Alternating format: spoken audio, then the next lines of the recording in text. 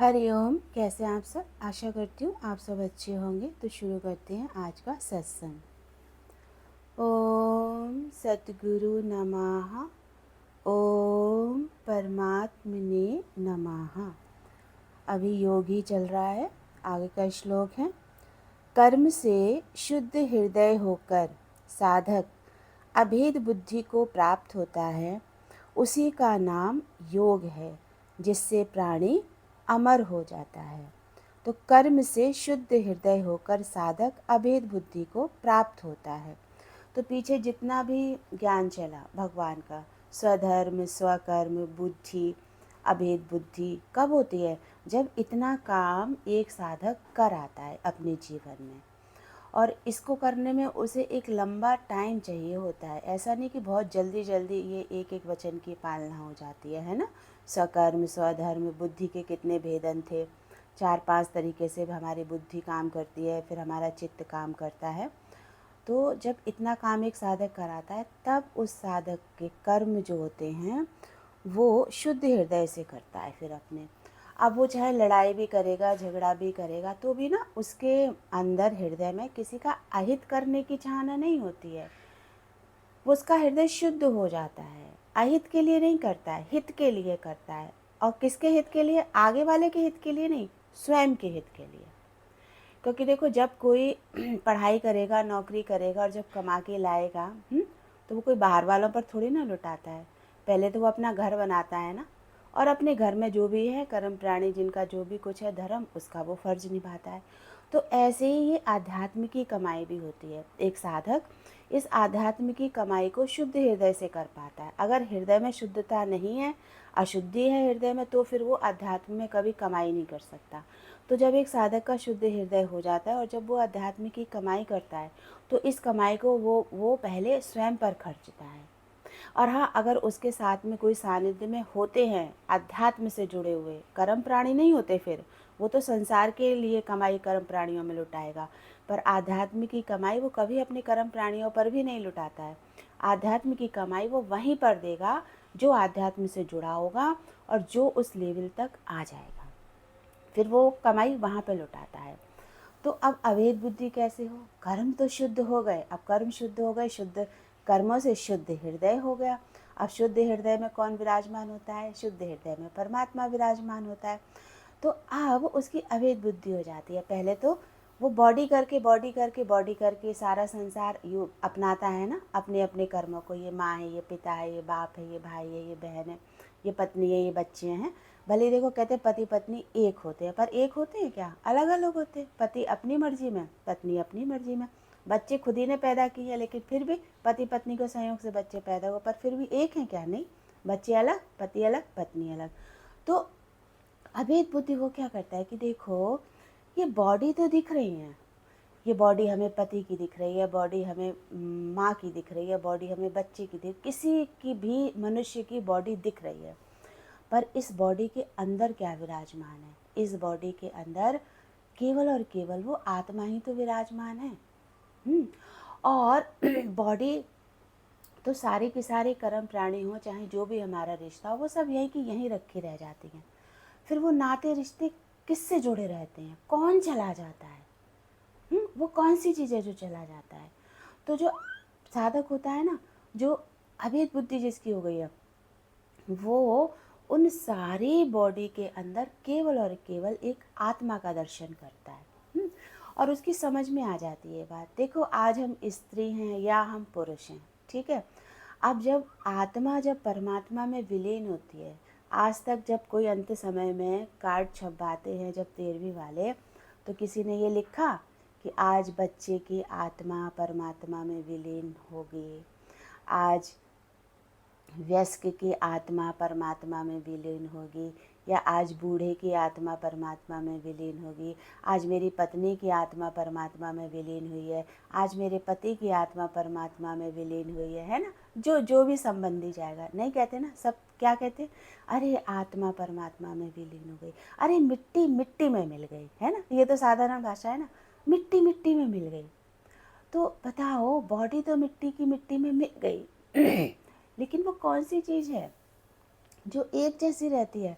आत्मा ना स्त्री है, आत्मा ना पुरुष है, आत्मा ना बच्चा है, आत्मा ना बूढ़ी है, आत्मा ना वयस्क है, आत्मा ना चंचल है, आत्मा ना बलात्कारी है, आत्मा ना क्रोधी है, आत्मा ना प्रेमी है, आत्मा ना चोर है, आत्मा ना चंडाल है, आत्मा ना साधु है, आत्मा ना सन्यासी है। आत्मा तो आत्मा है। और यही अवैध बुद्धि एक योगी की हो जाती है। और फिर जब वो संसार से अवैध बुद्धि कर लेता है कि अरे मैं किस किस किस किस किस किस में देखूं, किस किस को देखूं, तो फिर वो स्वयं अपने अंदर देखने लगता है। वो हर जगह से दृष्टि हटा लेता है। और जब अपने अंदर जाता है तो स्वयं के अंदर भी अब ये अपनी बॉडी थोड़ी देखेगा, तो अब कहाँ गया, वो इस बॉडी का भेदन कर जाता है। भेद कर जाता है बॉडी का, और भेदन करके वो अंदर में पहुंच जाता है कि अब तो वही शुद्ध हृदय और शुद्ध आत्मा मैं स्वयं हूँ। और जो इस तरह का भेदन जो योगी कर जाता है उसी का नाम योग है। उसी का नाम योग है कि अब मैं अपनी आत्मा से मिल गया, मैंने अपनी आत्मा का योग से योग मिला लिया और आत्मा का योग परमात्मा से मिला लिया। यही योग है। एक शादीशुदा बंधन में बंध जाते हैं तो कहते हैं ना, अब तो भाई जोड़ा बन गया, अब बच्चे हो गए, अब तो पूरी गृहस्थी हो गई, घर मकान सब हो गए, अरे अब तो इनका सब सही चल रहा है, पूरा घर परिवार हो गया, अब बच्चों की शादी हो गई, नाती हो गए, पोते हो गए, सब हो गए, अरे भरा पूरा संसार हो गया। यानी क्या हो रहा है, देखो संसार में योग योग योग ही तो मिलता जा रहा है। और ये योग जरा से अगर इधर उधर हो जाए तो फिर कोई कहेगा अरे बेचारे की पत्नी नहीं है, अरे उनके तो पिता नहीं है, अरे घर में बड़ी परेशानी रहती है, धन नहीं है, अरे बच्चे नहीं हैं उसके, तो यानी अधूरापन है संसार, है ना। तो ज्ञान में आकर के क्या होता है कि अधूरापन हमारा समाप्त हो जाता है। बाह्य संसार का अधूरापन भले हो हमारी ज़िंदगी में, माना हमारी शादी ना हुई हो, माना हमारे पास धन नहीं हो, माना हमारे माँ बाप नहीं हो, माना हमारा संसार नहीं हो, पति नहीं, वो अधूरापन बाहर का रह जाएगा। लेकिन किसी भी मनुष्य का जो अंदर का अधूरापन है, वो जब ज्ञान से जुड़ जाता है और अभेद बुद्धि कर लेता है तो वो अपनी आत्मा तक पहुंचता है और स्वयं का योग पहले आत्मा से मिलाता है, उसके बाद आत्मा का योग परमात्मा से मिल जाता है, सारा अधूरापन समाप्त हो जाता है। और इसी का नाम योग है, जिससे प्राणी अमर हो जाता है। जिसने अपनी आत्मा को जान लिया और जिसने आत्मा का योग परमात्मा से मिला के एक कर दिया, फिर वो तो अमर ही हो जाता है ना। अमर आत्मा सच्चिदानंद मैं हूँ, शिवोहम शिवोहम शिवोहम शिवोहम। तो देखो, आत्मा की कोई बॉडी नहीं है, आत्मा का कोई रंग रूप नहीं है, आत्मा का कोई शरीर नहीं है, ना स्त्री ना पुरुष ना बच्चा ना बूढ़ा। आत्मा तो निर्लेप नारायण है, इन सब से पृथक है। और यही अवैध बुद्धि हम सबको करनी है कि हम जिनमें भी फंसे हुए हैं, आज जिस भी संसार चक्र में फंसे हुए हैं, ये सारे के सारे केवल बॉडी है और ये बॉडी ही नाच नचा रही है, हमें भी और आपको भी। तो जिसने इस बॉडी की सत्ता को जान लिया है कि अरे ये तो असत्य है, ये तो मिथ्या है, अंदर तो वही निराकार निर्लेप नारायण हर बॉडी के अंदर मौजूद है। और बॉडी कितने दिन की, किसी की 20 साल की, किसी की 40 साल की, किसी की 60 साल की, किसी की 70 की, किसी की बहुत हो गई तो 80-90 की या 100 की, है ना। अब देखो, एक मनुष्य का बॉडी कितना नाच नचाती है, किसी बॉडी में अभेद बुद्धि नहीं कर पाए, माने उसकी आत्मा तक नहीं पहुंच पाए और नहीं जान पाए, तो आप देखो वो मनुष्य काम भी सब करता है बॉडी का, क्योंकि जब घर में विराजमान है वो शरीरधारी, तो उसकी सारी की सारी ड्यूटी बजानी पड़ेगी। और बजानी इसलिए पड़ेगी कि अभेद बुद्धि की नहीं है। अगर एक योगी समय रहते अपनी पढ़ाई के अनुसार, जिस टाइम उसका अध्यात्म का सिलेबस चल रहा होता है, कोर्स चल रहा होता है, वो उस समय में उस पढ़ाई के अकॉर्डिंग अपने को बनाता जाए, तो जितनी उसको विषय में मेहनत करनी पड़ रही है ना, ये बॉडी के विषय में, उतना परमात्मा पास कराता जाता है। जैसे आज हम स्कूल में जाते हैं, पढ़ते हैं, तो क्या होता है, जैसे जैसे हम पढ़ते हैं वैसे तो हमारे नंबर आते हैं। अगर हमने 50 नंबर की पढ़ाई की है तो हमारे 50 आ जाएंगे, 40 की किए 40, 100 की किए 100। टॉप करने के लिए हमने अपने ध्यान पढ़ाई में लगाया तो हम टॉप कर जाते हैं। तो वैसे आध्यात्म में भी है। और इसमें जब हम पढ़ाई करते हैं तो इसमें हमें पास और फेल करने वाला वो परमात्मा ही है, निराकार, और कोई नहीं हमें इसमें ना देख रहा है। देखो, अब हम सुन के तो आ रहे हैं भगवान की वाणी, सुन के तो आ रहे हैं भगवान का वचन, और हम काम भी कर रहे हैं, लेकिन उन कामों में हमारे भाव कैसे हैं, हमें बॉडी कितनी भास रही है और हम उसमें आत्मा का दर्शन कितना कर पा रहे हैं, इसको कोई नहीं जान पाएगा ना। पर इसको कौन जान पाता है? इसको वो परमात्मा जान रहा है। नित्य निरंतर वो हमें और आपको देख रहा है, देख रहा है, देख रहा है कि हम क्या काम कर रहे हैं और कौन से भाव से कर रहे हैं। तो जब हम परफेक्ट होंगे ना, जैसे हम सच्चाई और ईमानदारी से जब हम इन सारे वचनों की पालना करते हैं, तब वो परमपिता परमात्मा हमें देखता है और उसके हिसाब से हमें नंबर देता है, यानी कि हमारे ऊपर कृपा करता है।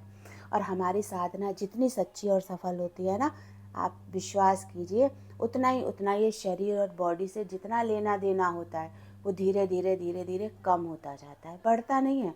और जो अपनी सच्चाई में, सफाई में परिपक्व नहीं है, ईमानदारी से नहीं कर रहा है, बेईमानी कर रहा है, तो उसका वो पढ़ाई इतनी कठिन होती है, इतनी कठिन होती है कि बेचारा वो करता भी रहेगा, रात दिन एक करके, रो रो के, मर मर के, भूखा प्यासा रह रह के, और अंत समय में उसे कोई भी सर्टिफिकेट संसार वाला नहीं देगा। अंत में उसे बुराई ही मिलेगी। अब किया भी उसने और फिर बुराई भी उसी को मिल रही है। तो कभी दृष्टि जाए ना, क्यों क्यों हो रहा है ऐसा? ऐसा इसलिए हो रहा है कि हम कर तो सब रहे हैं, लेकिन हम किसी भी कर्म के प्रति ईमानदार नहीं बन रहे हैं। हम अवेद बुद्धि नहीं रख पा रहे कि हर बॉडी में वही आत्मा विराजमान है, और बॉडी तो जाने वाली और चली जाएगी, और आत्मा आत्मा तो है और रहेगी सदा। और कल को वही आत्मा फिर दूसरी बॉडी धारण करके फिर आपके सामने आ जाएगी। अब बुढ़ा तो चला गया, माना जवान भी चला गया, अब वही आपके बच्चों में, आपके नाती, आपके पोते, किसी भी एक जानवर के रूप में भी वो आत्मा आपके सामने आके बैठ जाएगी। अब आपको पता नहीं है, अब उसको आप बड़ा प्यार करोगे। अभी तो उसे, अभी 2 साल नहीं हुए उसे गए हुए, तो इतना उसके साथ में सारा कर्म का लेना देना किया, और लेकिन शुद्धता से नहीं किया, अशुद्धता से सारे कर्म करते रहे। अब फिर वही आ गया तो आपके घर में जानवर बन के। अब आपको उसके में शुद्ध भावना डालनी पड़ रही है। क्यों? पढ़ाई अधूरी छूट गई थी, अब आपको वो पूरी करनी है। और क्यों पूरी करनी है? क्योंकि अभी आप बॉडी सहित इस संसार में हो और आप जा रहे हो अध्यात्म की क्लास में। इसलिए ये हमारे घर में जितने भी आते हैं, चाहे बहू हो गई, चाहे बेटियाँ हो गई, चाहे हमारे नाते रिश्तेदारों को, ये सब विषय हैं, सब विषय हैं। तो इनमें अभेद बुद्धि डालनी है हमें कि हमें इनकी बॉडी करके इनकी पूजा नहीं करनी है, बॉडी करके इनकी सेवा नहीं करनी है, और हमें उस आत्मा का दर्शन करके भी उनकी सेवा नहीं करनी है। अगर आप उनमें ये सोच के करोगे अरे इसमें तो आत्मा है, इसमें तो परमात्मा है, तो मैं दर्शन करूँ, तो आप और चतुर चालाक हो गए। तो दर्शन हमें अपने में करना है कि मैं ये बॉडी नहीं हूँ, मैं आत्मा हूँ, और आगे वाला सारा काम आप करो।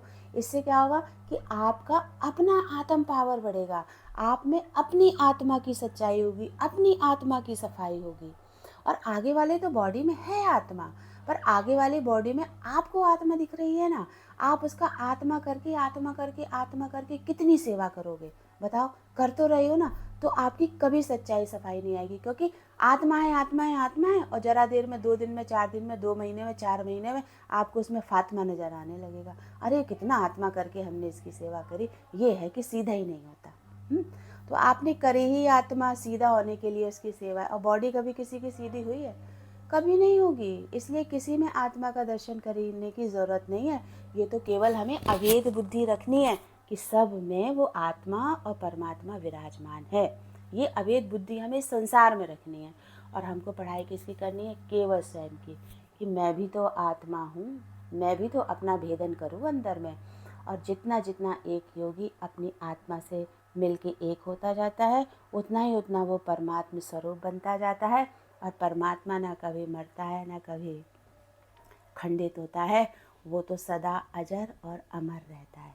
तो आत्मा अजर अमर है, और ऐसे ही एक योगी भी अमरता को प्राप्त हो जाता है। आज एक थोड़ा सा भजन सुनाते हैं। अपनी हस्ती जो तेरे कदमों में झुका देते हैं, तुमको हर तौर अदाओं से मना लेते हैं, बड़े होशियार हैं ये भक्त तेरे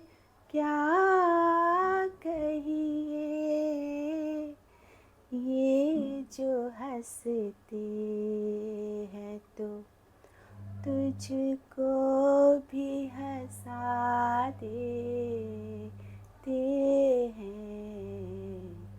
ये जो रोते हैं तो तुझको भी रुला देते हैं।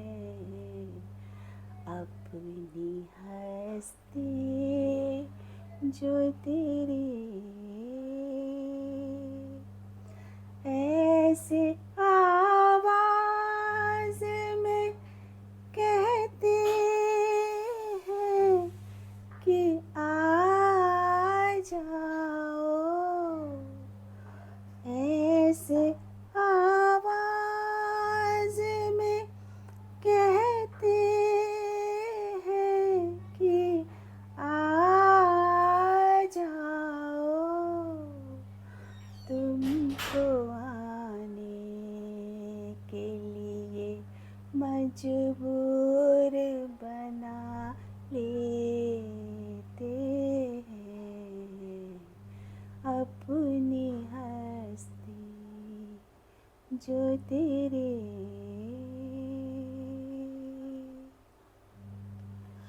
कोई रंज या मुसीबत भी जो उन पे आ जाए, तेरी सौगात समझ सिर पे उठा लेते हैं। तेरी सौगात समझ सिर पे उठा लेते हैं। अपनी हस्ती जो तेरे कदमों में झुका लेते हैं।